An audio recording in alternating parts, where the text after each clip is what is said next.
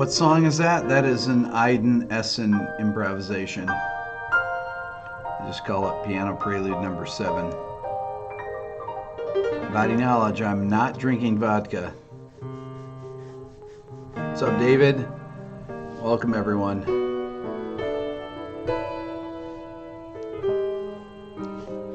It's a nice, quiet night. What's up, Gene? Been working on a new video. Didn't release one today, but been working on some new stuff. Getting ready for my master class this weekend.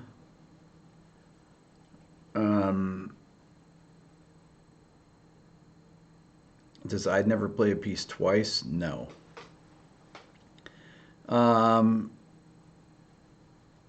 Ao Feng Cool. You're bored with Major League Baseball. There you go. Welcome. It's 3 a.m., Ryan. Where are you, Ryan? What's up, Phil? I'm very excited.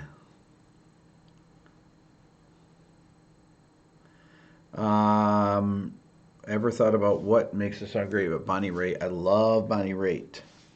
You know, I don't know if I have any Bonnie Raitt tunes. Not that that matters, but I've never thought to look. In the UK, it's 3. Wow. I'm sorry that I'm late. Northern Ireland. Perfect. Hey, Lauren.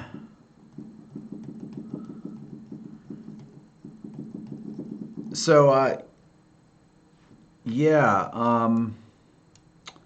So we got the master class coming up, and Jimi Hendrix versus Jimmy Page video. You know, Carlos Santana. You know, I was talking about Santana, Chris, with who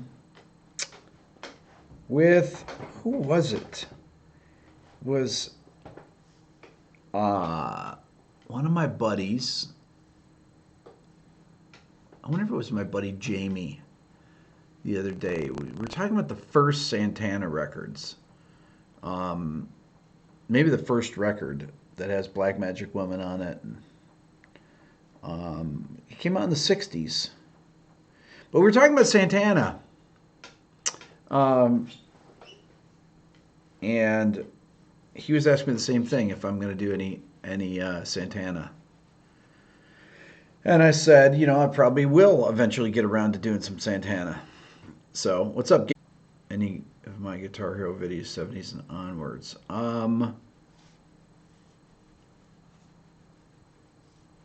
Secret chord progression of Carlos Santana, D minor. Row King, Scotland. What time is it there? I bet it's still light out, even though it's dark here.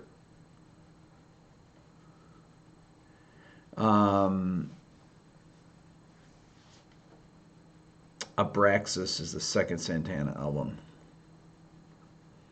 Some Shudder to Think. You know, I went to see Shudder to Think here in Atlanta back in the 90s.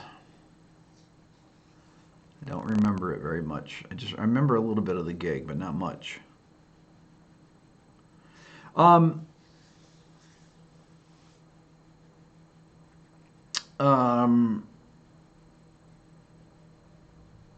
3 a.m.-ish. Okay.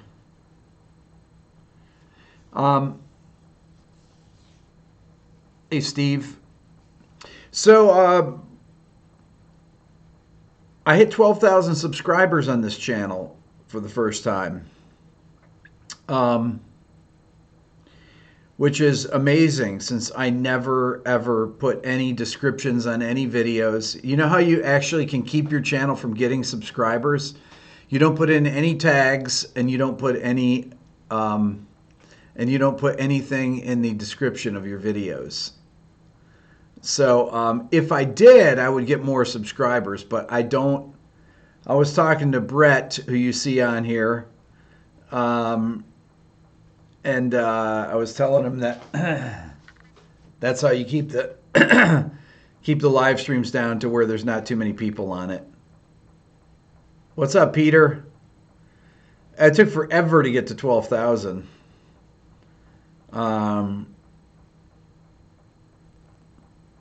David, we need more ladies in the music business. That's true. What's up, Hassan? I didn't post on Instagram today because I didn't practice my guitar, and that's one thing I've not been good about doing. I practiced for a few minutes. I built a pedal board for a video with Rhett.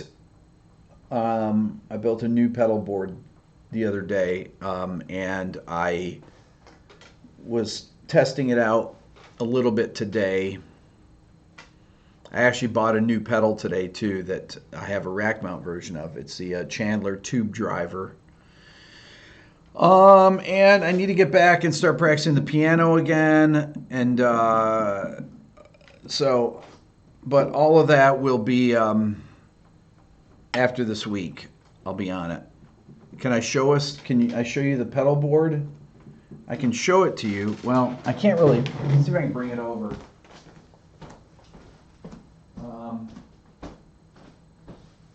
Let's see here. Hang on.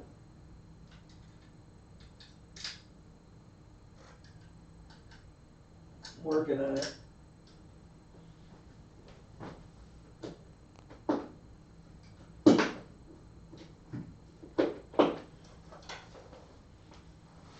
Okay. It's kind of heavy. Here's what it looks like. Whoops. I've not fixed the tuning problem, Peter. The tuning problem is only going to get fixed when I get a new piano. This is the first go at my pedal board. And I have 100 some odd pedals, so I could have put anything on here. But some of the pedals on here I've never tried, and I want to try them. So, hold on. Oh. In order to try them out, I needed to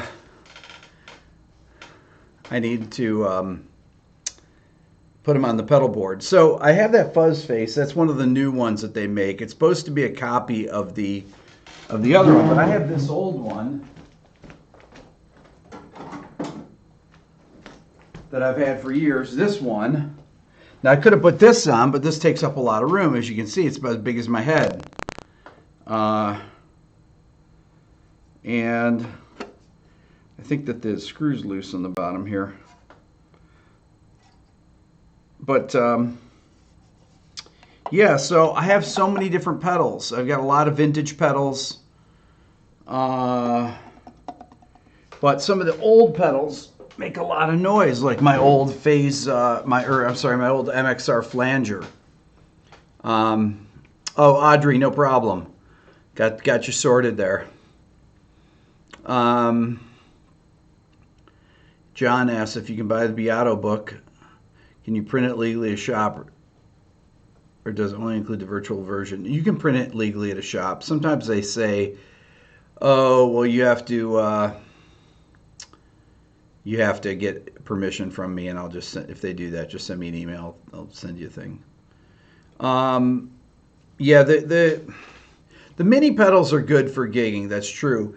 What I need stuff for is for my videos. I want to have I don't need to have a rig that I can play. That's too many pedals. I don't need that many pedals. I just need enough pedals to get by when I'm making a video, or if I want to actually try something interesting and play along with a track. Most of the people that I know, friends of mine that are guitar players that do more of the fusion stuff, they all use the Axe effects, but I do not like using the Axe effects. I just don't, you know, it's just weird to me. I want to play through an amp with speakers, period.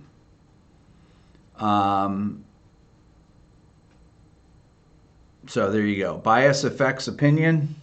Don't like it. Don't think it's a good plug-in. I really,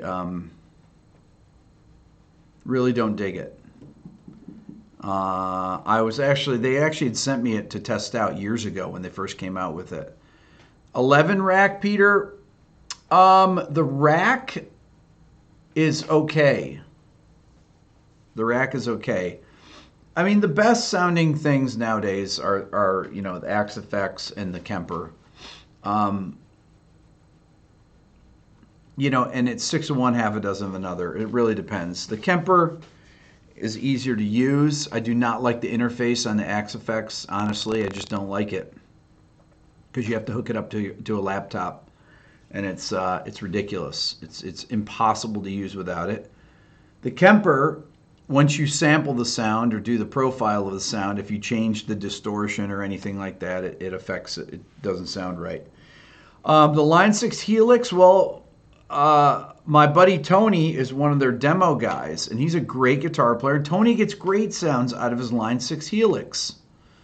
Tony Campanovo, you should follow him on Instagram. He's a really great guitar player, great guy. I just saw him play at NAMM. He's the rep for Line 6 and goes to all the trade shows and does their demos, and he's an excellent guitar player, and he gets great sounds out of it. I mean, he writes his own tunes, fusion tunes, and then plays along with them through a PA, and he runs the guitar, the Line 6, through a monitor cabinet, I want to say, and it sounds good. But, I mean, I've got these amps that sound unbelievable. I just got this new orange that sounds so good. Rhett came over and played it, and was just blown away. Is the AC30 any good? Oh my God, come on, Chris. It's one of the best amps ever made. But I'm going to show you my new orange amp. Hold on.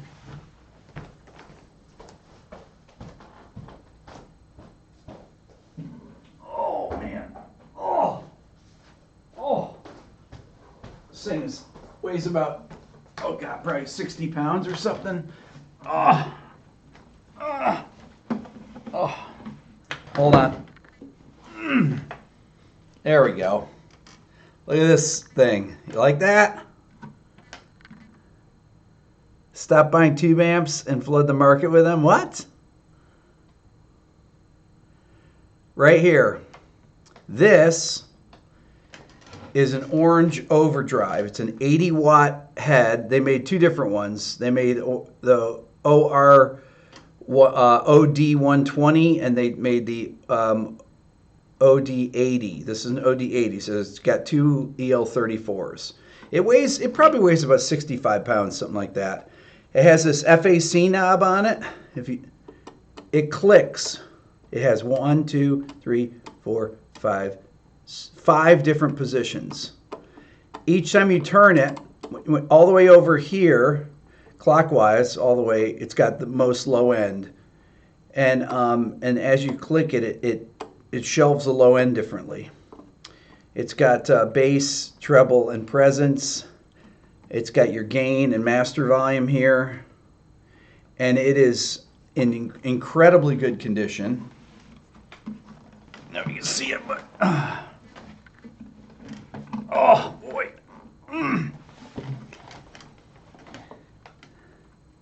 So this particular amp was the one. Oh, hold on. Put it down. So orange,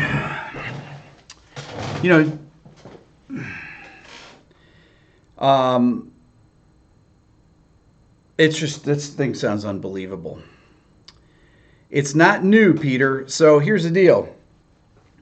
So Orange made these amps, the Overdrive series, in the 70s. They made an amp that is a non-master volume called the OR120, which is a killer amp.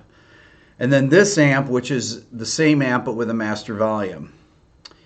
And then Orange went out of business in the late 70s.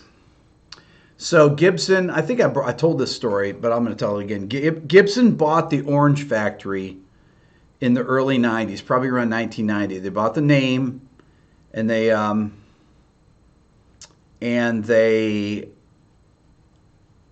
bought the plant that had, I guess it had the original transformers there, had all the stuff, the amps that were not built yet, had all the parts. And what they did, they hired Trace Elliott to build parts from the Orange parts that were still at the factory. So these were new old stock parts, okay? This is a batch from the early 90s, from 1990. Yeah, so this is a Jimmy Page amp. Or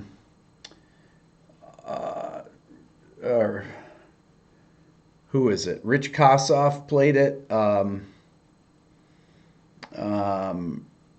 I mean, a lot of people played Orange. You can look them up, but Noel Gallagher played Orange amps. But this particular one is an amazing amp. It's that was the pinnacle, I think, of the Orange stuff of the 70s. If you can find one of these 90s reissues, they only did them. Did I say Paul Kossoff? What did I say? Rich Kossoff. Paul Kossoff, sorry.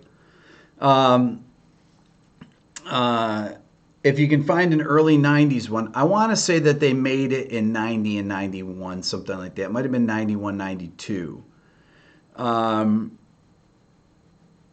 So this amp I got off Reverb. It was Brendan O'Brien's amp that I got a road case with it that says Brendan O'Brien on it, and it sounds phenomenal. It's one of the best sounding amps I have. I had an Orange Overdrive that I sold years ago. Is it hand wired? I'm sure. Yeah, I'm sure it's hand wired. Paul Kossoff, 99% Marshall, except when you see him play Orange in the videos.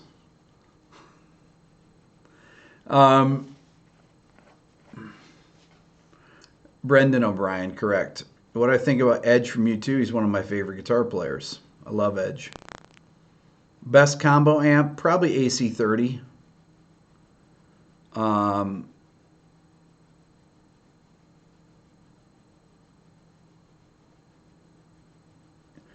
Kossoff playing Orange were rental lamps. Well, there you go. If he's playing them, Keith Jarrett played on a crappy piano for the Colm concert, and it's his biggest sounding record, or biggest selling record.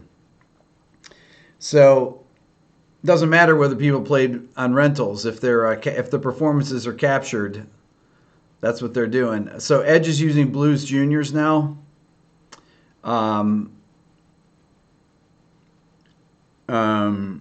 Well, I'm not surprised.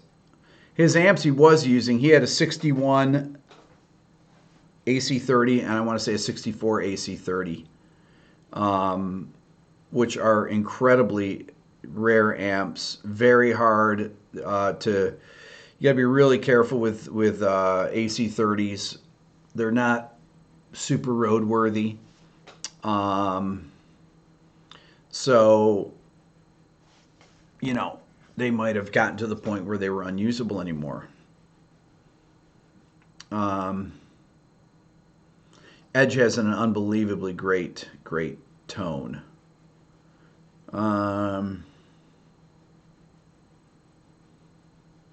Is there an Edge signature Fender amp? I don't know a lot of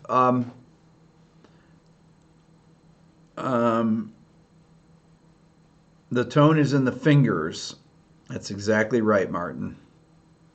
For the most part, except when it's not, right?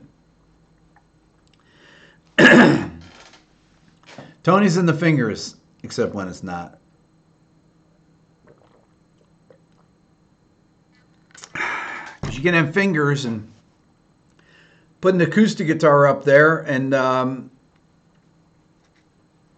it's hard to play rock and roll on it, right? Did I ever play a Dumble? I did play a Dumble. I played one of John Mayer's Dumbles. Borrowed it for a session. And it sounded okay until it broke. It's totally true. Um, can I suggest a good hybrid amp for acoustic and electric? I don't know anything about acoustic amps. I blew it up. That's right, David.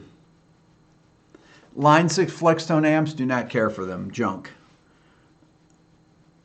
Tone is in the head and fingers, but good gear doesn't hurt. Tone is in the gear too. It's in the hand and the fingers, but it's in the gear as well.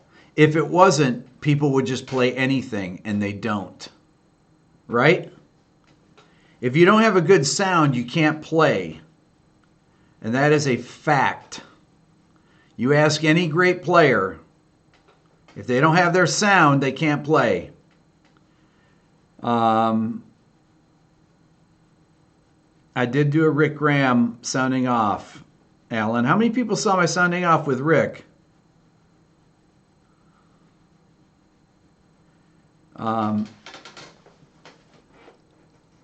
Drew, right, as if there's no difference between amps. Right, exactly. It's absurd to say that. Tone is in the fingers. I mean, yeah, tone is in the fingers, except it's, I already said it.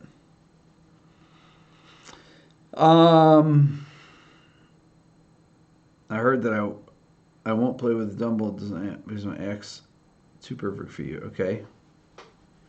David, you subscribe to Rick's channel. Oh, Rick is such a great guy. Oh, I mean, he's really he's just a first-rate human being, man.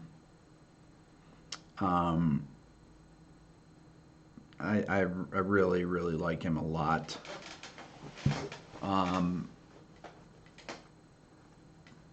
Yeah, he was,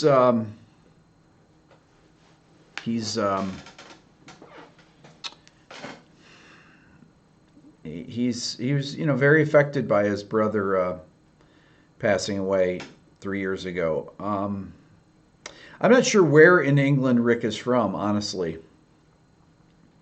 But he's been on YouTube forever. I've known about Rick. I mean, my brother sent me videos long before I started. Long before I started making my channel, years before. My brother came across Rick's videos. Ron, I do own an Axe-Fx. I have an Axe-Fx 2 in the studio. Alpha Dog, yes.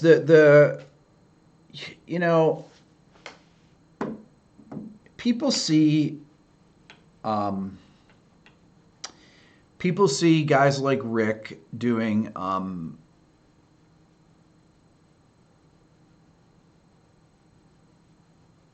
yes, Ron, you can send me something. Yeah, just email me.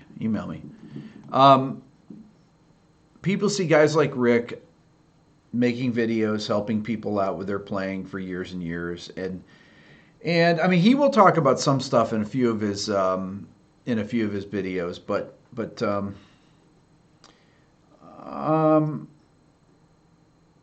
it's nice to hear, to kind of it's nice to hear. I mean, I think it's nice to hear kind of who these people are and ask them more about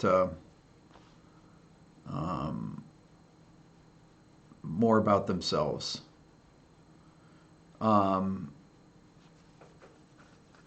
Rick has incredible technique. I mean, unbelievable technique.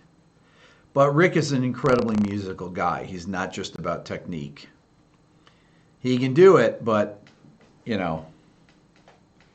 but he's got really great taste, and he's got great vibrato, and has an excellent sense of melody. So, but I find him to be an incredibly great human being. I really, really like Rick a lot. And I was really glad to, to have him on Sounding Off. Can a person learn to shred at 22? Of course, John, any age. Are great musicians always great people? No, they are not. They are definitely not. And I mean, they may be great people, but they sometimes come off like, I mean, Keith Jarrett doesn't come off as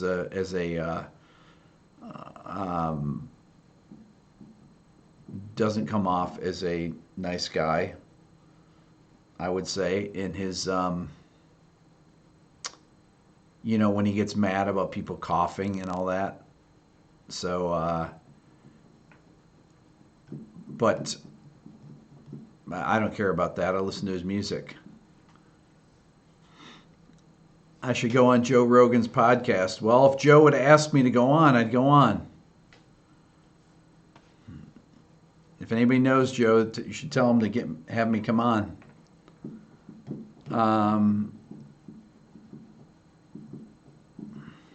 Hopefully people mellow with age. Well, Keith Jarrett's like 75 now. So if he hasn't mellowed yet, everyone tweet Joe. Well, there you go. Dave Mustaine. He's not mellowed with age. Lukather never got back to me. Lukather is probably a nice guy, I would say, because he gets, he's done so many sessions. So, so I would think that Lukather is probably pretty easy to get along with. Otherwise, you just wouldn't get hired back. You met Paul Rogers. He was not nice. Great singer.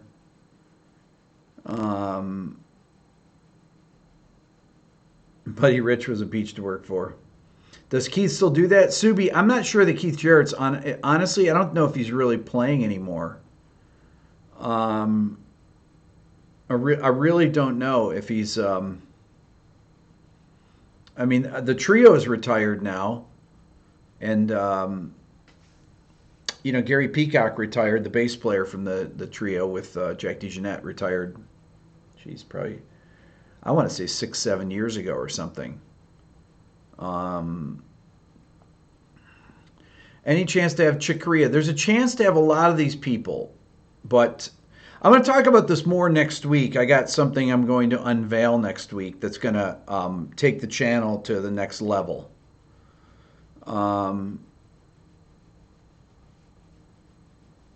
So, which will hopefully be able to get people like Larry Carlton. Dan Huff is a great guitar player.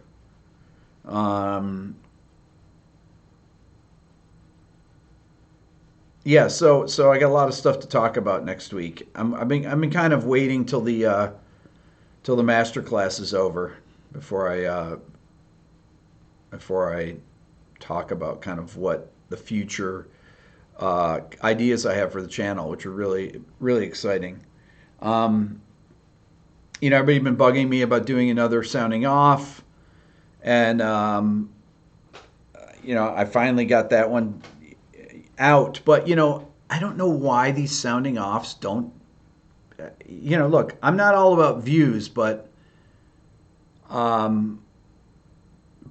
it's disheartening to put out a video that gets 15,000 views, and that's pretty much what these things get. I mean, Rick has 100,000, 161,000, 162,000 subscribers on YouTube, and 100 and something thousand on Instagram, and out of that, only 15,000 people watch the video. Why is that? Has nothing to do with low attention spans. I mean, you figure that they would at least click on it. It counts as a view even if they watch 5 seconds of it, So, people come for me and not my guests. Well, what about Steve Vai or John Petrucci? My John Petrucci video doesn't even have 50,000 views. My Scott Henderson video doesn't have Probably doesn't even have 20,000 views. Um, I don't know what the. I'm going to tell you where it is here. I'm curious here. So, and it's. I think this is kind of an interesting point here. Well, it's interesting to me, anyways. Let me look at my playlist for sounding off. I forgot to put that in on my sounding off thing, but here we go. Okay. So this one you have to look at them. Okay. So Steve Vai has 112,000. Well, that's the first one I did. That was a while ago, right? Um, let's see. How do you go between these here? Victor Wooten has 33,000. That's it. John Petrucci, 60,000. That's pretty good. You're assuming all the people view every video. I don't assume that, David. I assume that with famous people, like John Petrucci, that more than 60,000 people would view that in a year. Mark Lettieri of Snarky Puppy. A lot of people don't know Mark, 23,000. Adam Neely. People know Adam Neely, 55,000. Scott Henderson, 31,000. My video with Iden, my sounding off with him, 21,000. Jordan Rudess, 21,000. YouTube does not mess with those counts. Those are accurate. Jeff Berlin, 17,000.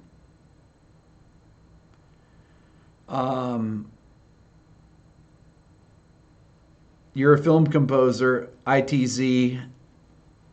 People don't care about obscure shredders. Okay, what about Mark Isham? He's a film composer.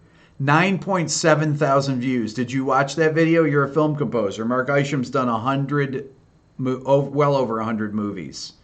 Do you know who Mark Isham is? 9.7 thousand views. That's it. I mean, 9,000 views?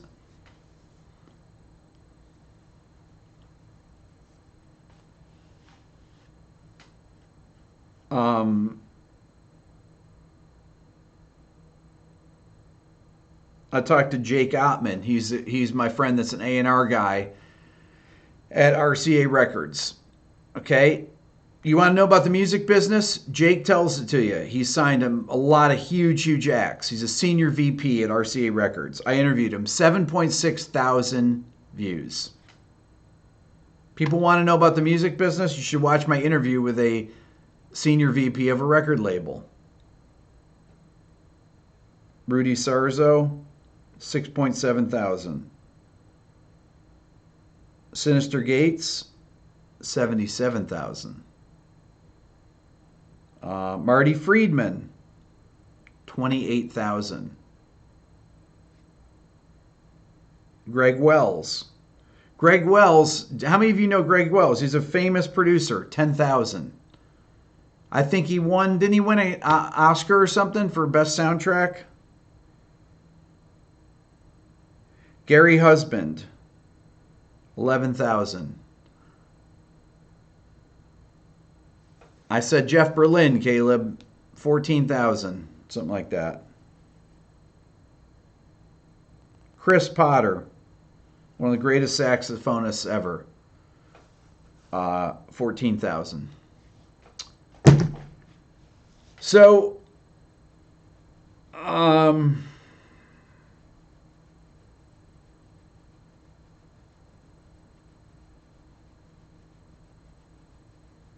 Esteban.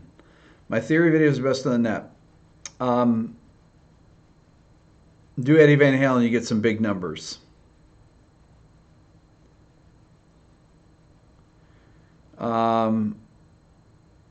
Joe Rogan video with Nugent, 1.2 million in 3 hours.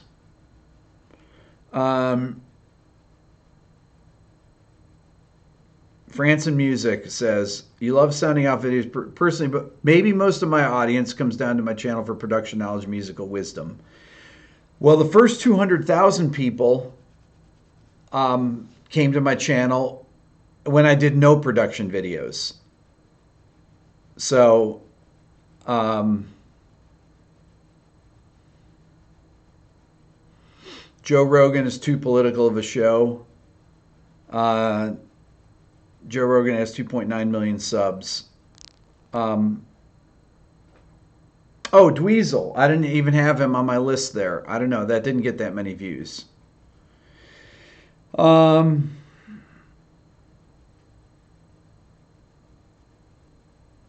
Rich, was the record exec the one that said rock is now the weird music that no one wants to sign? Pretty much, yeah. I watched the Joe Rogan Nugent one. Joe couldn't get through to Ted. That's pretty funny. Don't compare myself to Rogan. That's not fair yourself. Oh, I don't compare myself to Joe Rogan. I'm not sure why Joe Rogan videos got suggested to me. I don't subscribe to his channel, but I will watch some of Joe's videos just to see what he has to say. If he has an interesting guest. And he has some really interesting guests, actually. Adam Neely has 466. I have 440. Wow. Adam used to be 160,000 ahead of me. Wow, 26,000 behind. Look at that.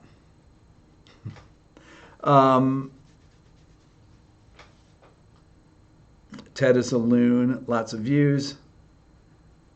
It's ironic. You won't get many views for interview obscure talents, but through posting the interviews, you're giving them the exposure they deserve. Exactly, Drew. That is exactly. That's exactly right. That is exactly right. Almost there. Yeah. So I've gotten 44,000 or 45,000 subscribers in the last 28 days. That's why I'm kind of zipping through the 400,000s right now.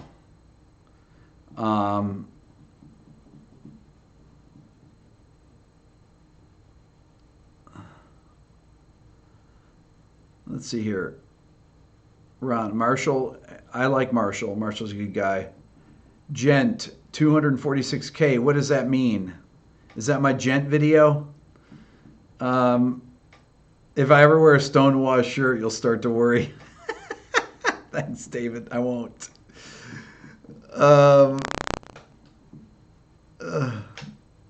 Get some nameless ghouls on my show to interview. Exactly. Wait, Greg, you love the non-political aspect of what? Of my show, you mean? Your content is like box of chocolates. You never know what you're going to get. There you go. Catching up to music is win too. Man, guys better watch out. I'm going to be zipping by pretty soon.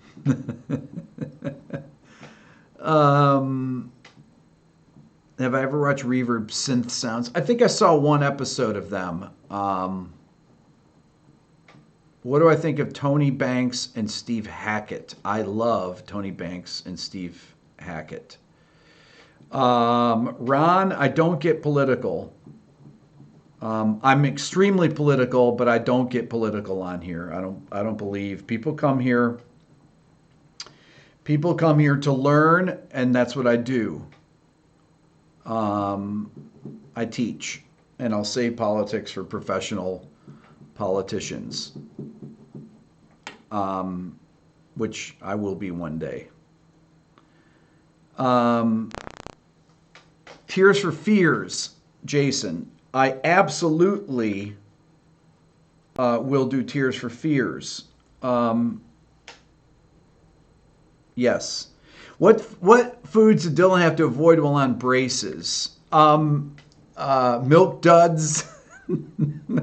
How many of you remember Milk Duds? Do they even sell those anymore?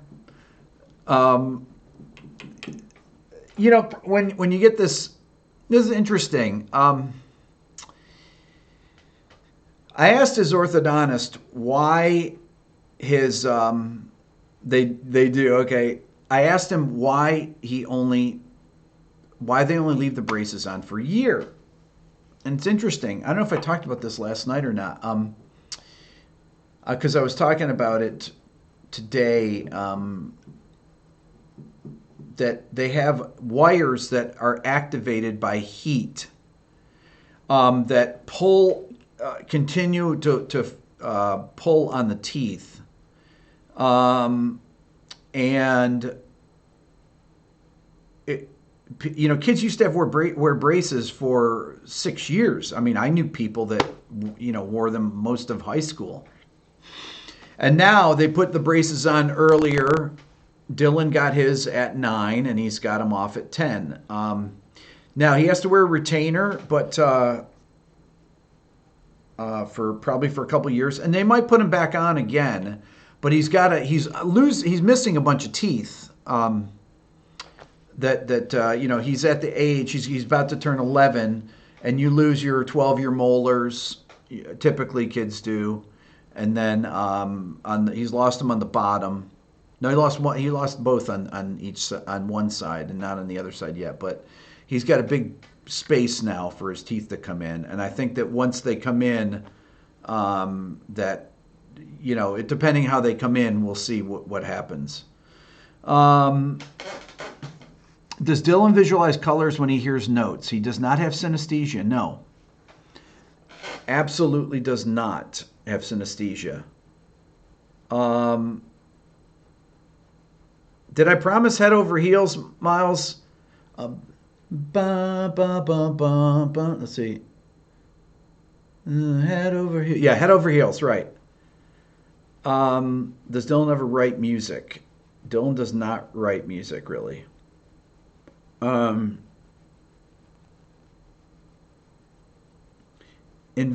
and retainer, you need to use night retainer to keep in shape. Yeah, he's got to wear that. Definitely has to wear that. Doesn't Perlman have synesthesia? I do not know that, actually. I don't know. I've never heard anything about Perlman. I assume Perlman has perfect pitch or had perfect pitch because of his playing. I'm positive he did. Knowing all your kids' dental details is a sign of being a great parent. There we go. A Wookiee. Come on, you gotta know all this stuff.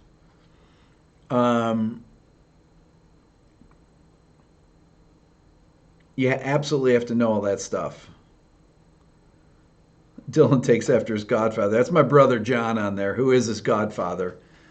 And as we know, for us Sicilians, godfather is a... What's the line, John? It's an important... what do they say in the movie? When he's explaining how important the godfather is?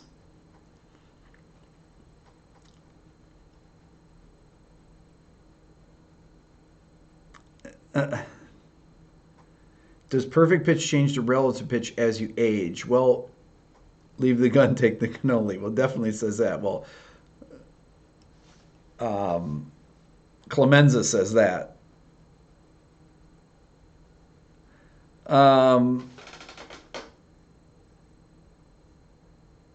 No, when he says about the Godfather, who's explaining that? Oh, Robert Duvall is explaining what the Godfather is to people, to somebody.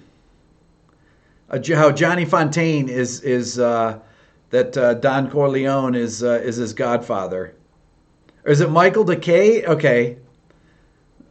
First you gotta fry the garlic. Oh, man. Tom, you like Steve Howe's sloppiness. Steve Howe is sloppy. There's no question about it. But he plays, it's interesting. Some of the single note stuff he plays really sloppily. And then some of the finger picking stuff, he's really good at. He's really accurate at. It's really odd. Fredo, you're my brother and I love you, but don't ever take sides against the family again, ever. Mom would watch The Godfather at least twice a week.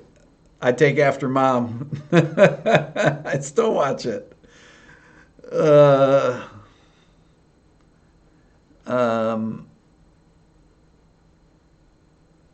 Hackett Band, GTR. The best Steve. I was going to say the best Tony Banks Steve Hackett thing is the is Trick of the Tail. That's one of the things I left out of the Rick Graham interview. Is that we talked about how much we love Trick of the Tail, favorite Genesis record. He has the picture of that album on his Instagram, and I noticed that, and I asked him about it when I've talked to him outside of the interview that we did. Jack, I saw that you spelled it, but I didn't pay any attention. You spelled it like the Wright brothers. Wind and Weathering is very good too.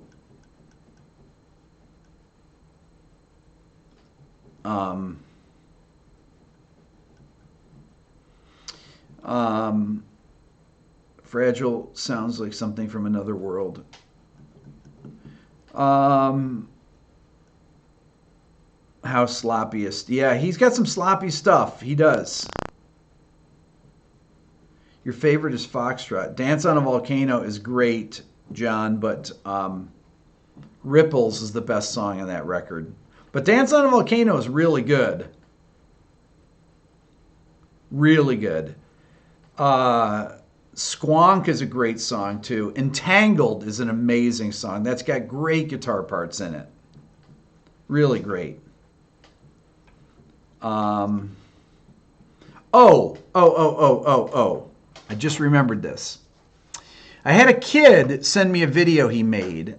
I want to find it here. Give me a second. I hope I can find it. I subscribed to his channel here. Let me find it.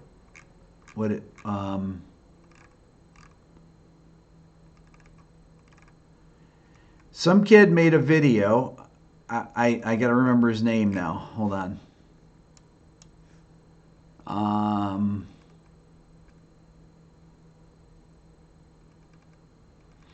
Some kid, he must be, 17 years old or something.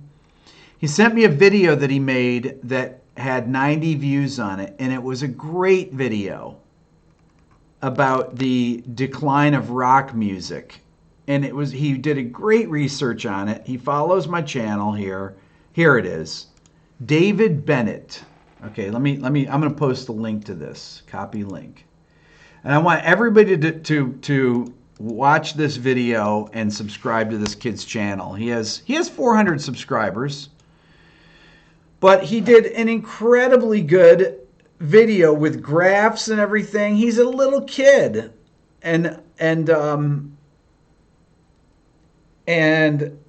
he says, "Hi Rick, I've been researching for the past few months about why rock music has disappeared from the charts. Your videos on the subject has helped me fuel my research. I thought you might be interested in this video I put together. I looked at the top selling albums from every year, 1960 to 2017, and tracked how much rock music there was in the charts each year. This allowed me to relatively objectively give some arguments about why rock has left the mainstream. Let me know what you think." David Bennett.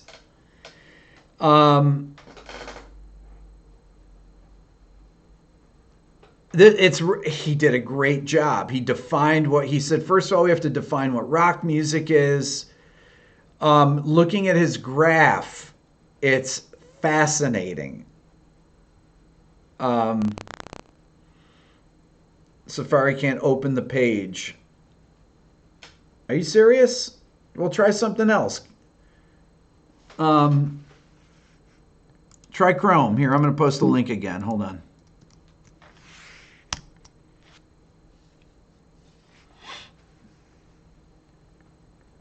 It works. This kid, he's going to be surprised when he gets all these subscribers. It's an excellent video, though. Should you watch now? You can watch it now. You can watch it later. It's just it's very smart because he I mean, I really, it won't let you open it. Okay. Well, here's his name here, David Bennett.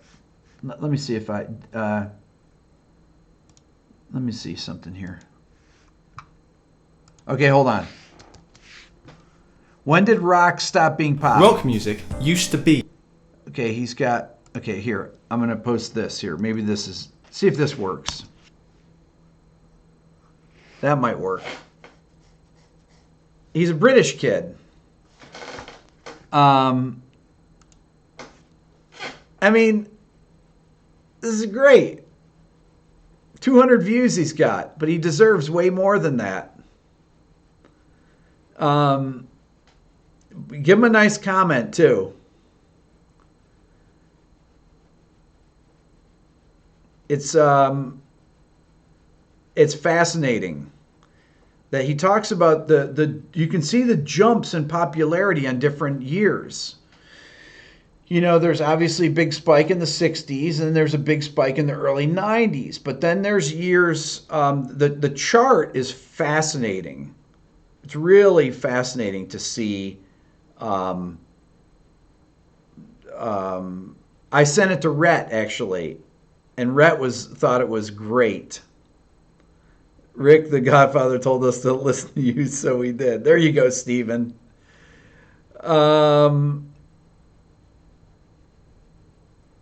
Jay, while we're at it, you need help with your music video.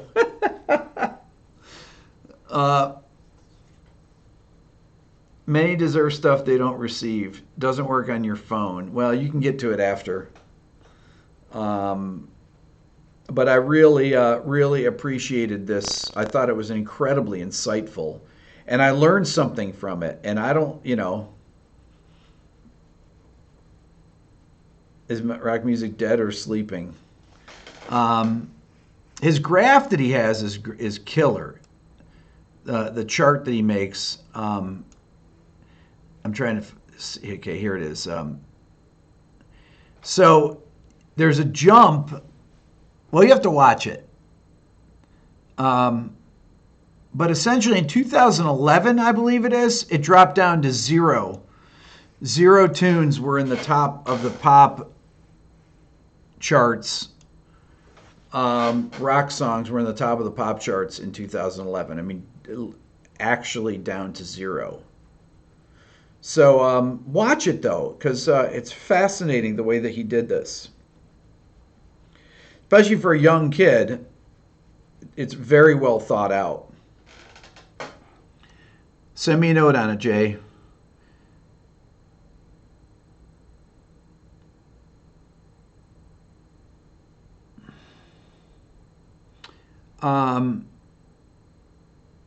GDK says, this is a great comment.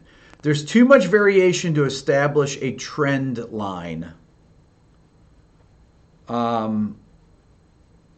That is, I agree with that.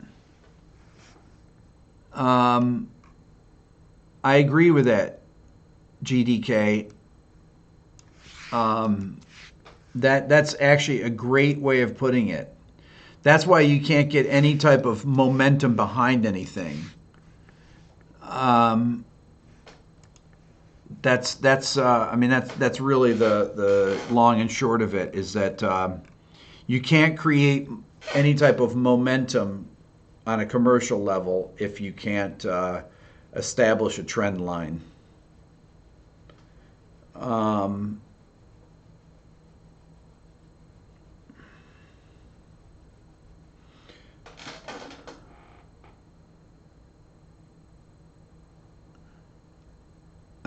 What counts as a top song? Well, you have to look at it because he defines it. There's so much of a backlog to re-listen to. Data. We must have more data. Exactly. He's following the trend line in here of songs that were in the top. I don't know if he's doing the top 40 or so. By the end of the year, what songs Um, how many songs were in the top? I don't know if it was the top 40, for the year as a whole. But he actually comes to some conclusions because I don't think that these videos. I think when you do a video like this, it's nice to have some opinion as to why this is the case. Um, Nobody thinks we need more classical music or jazz. Um,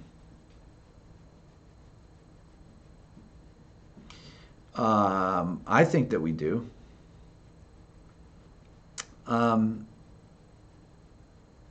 Interesting dip, 83 to 84. Um,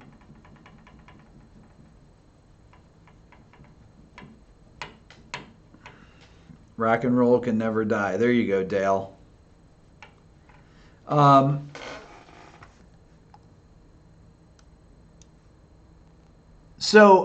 let's see here. Oh, cool. Classic rock. Ron says classic rock stations have over 30 years to glean from. It's like those songs you listen from 1971, hit after hit. Those were memorable. Well, that's because people listen to them. Kids are so much more sophisticated than you were in, Thomas says, in the 70s. Your 16-year-old turns you on to incredible stuff. Kids are more sophisticated in some ways, but they're not as sophisticated in other ways. I don't believe. And the reasons for it are things that have happened societally, in that I talked about this when we came back from vacation in Maine, that kids don't have the same experiences that we had in the 60s and 70s, where kids could go out on their own as soon as they got home from school. If you were 5 years old, if you were 7 years old, you would go out and play with your friends. You would tell your parents or not tell your parents that you were going anywhere. The door was always open and you just go.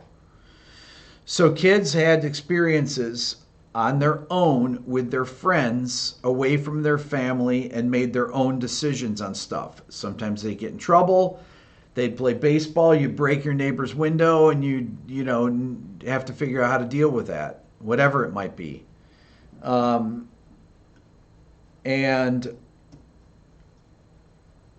nowadays, wouldn't let my 5-year-old go out, and you can't do that. You came home black from dirt. Exactly, Peter. That's it. And it's not, it's not necessarily society's fault. It's that I think just the attitudes towards it have changed, and I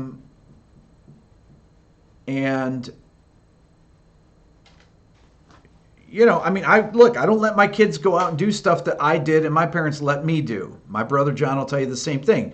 Everybody on here, anybody on here that's over 35 years old knows what I'm talking about, right? All of you did whatever you wanted. Ron, exactly. You did pranks back then that now you'd get sued for. I mean, come on. We used to egg people's, on Halloween. You'd soap people's windows, whatever. You go and you just do stuff like that. That was just what you did. Rock fights, Don, exactly. Man, anything. It's like fell out of a 20-foot tree building a fort. Exactly.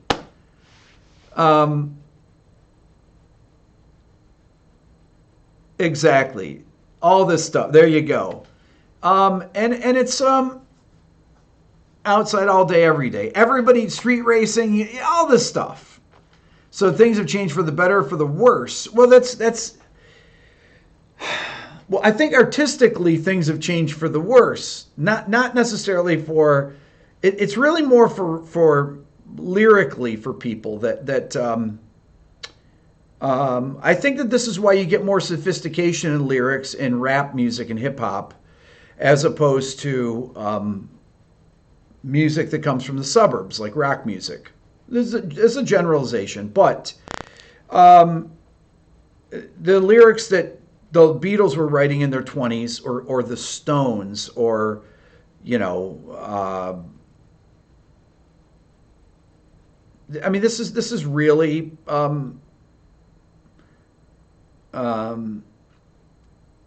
Banana Seats. I had come on, all this stuff. Everybody on here knows what I'm talking about. And this is why people could write great lyrics in their 20s. Dylan, you know,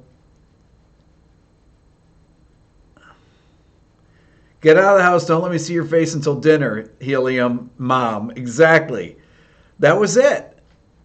That was it. Riding bikes without helmets. Whoever wore a helmet? Come on. That's ridiculous. And the Schwinn Stingray. Exactly, Peter. Who wore helmets?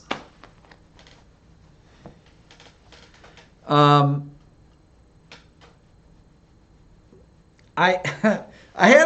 I had a clip in one of my videos of Dylan riding his bike, and he was riding without a helmet. And you know, I make the kids wear helmets, but sometimes they don't wear helmets, you know? And, you know, sometimes they fall. But there you go. Lawn darts were never a good idea. That's true, true, Rich. If you wore a helmet, it was only J-Bone. That's right, only to emulate Evel Knievel. I mean, come on, we would build our own ramps and jump over things with our, come down hills and do that. It was insane. Insane. I had friends who would shoot arrows up in the air and we dodge them. I mean, crazy.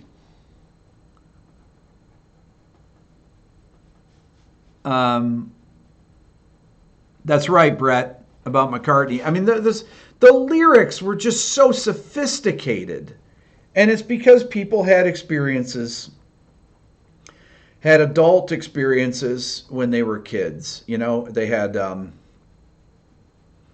freedom to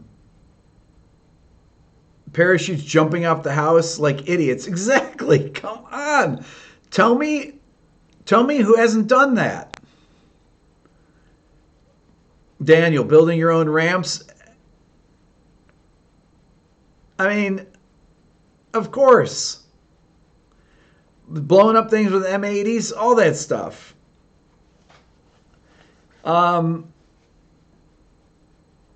So this is so those things definitely have an effect on. They have an effect on the people that do write lyrics, on their lyrical content. Without question. Come on. Everybody, you know that.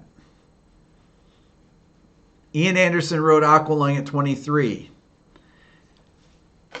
I was reading this thing about people that signed the Declaration of Independence, the ages of people. Let me find this here. This was unbelievable. You don't even think about this. Let's see here. Ages of that signed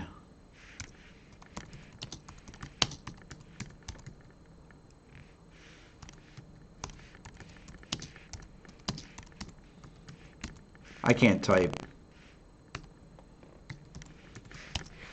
Okay, so here we go. How old were the founding fathers? Okay, here's some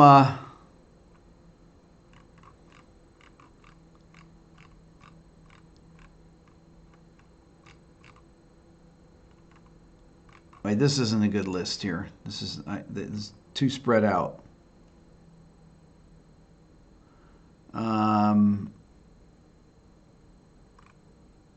Let's see here.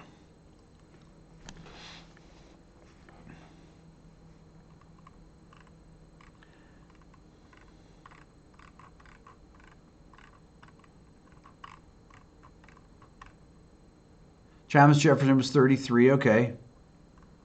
Is that right? Yeah, 33.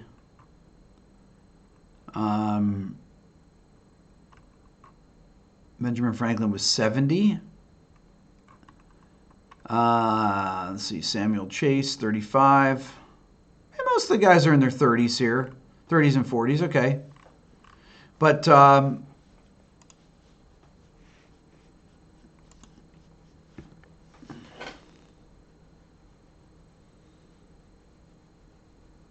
the average age of death was about 50 back then, Clayton. Well, for some people it was. John Adams lived to be 90 and Thomas Jefferson lived to be 84. So a few people lived a long time. George Washington didn't make it to 1800. He died in 1799. He was born, I think, 1732. I believe that's right, 1732 to 1799. Yes, they died in the same day, David. Jefferson and Adams. They died on July 4th, 1826. George Washington, 74.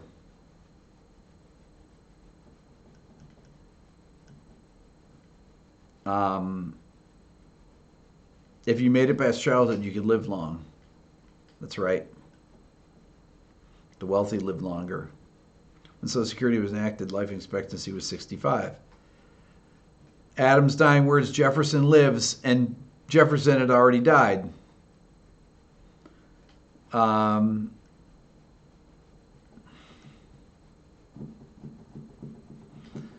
The article says a dozen signers were 35 or younger. The average age was 44.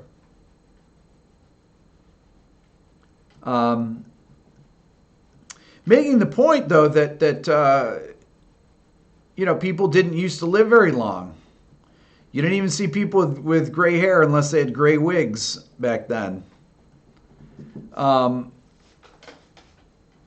But getting back to lyrics, I mean, lyrics are definitely, I think kids' experiences are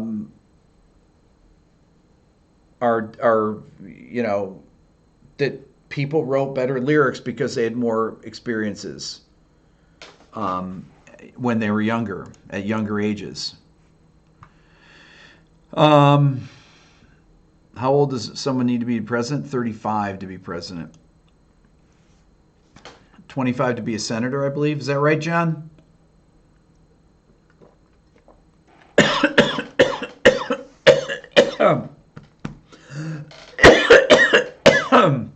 Excuse me.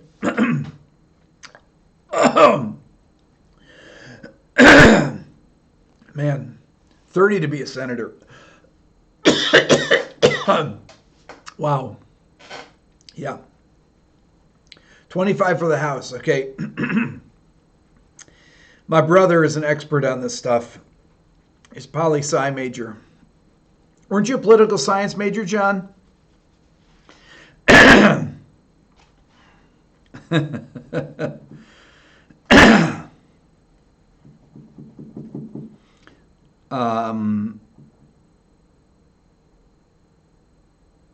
Okay, so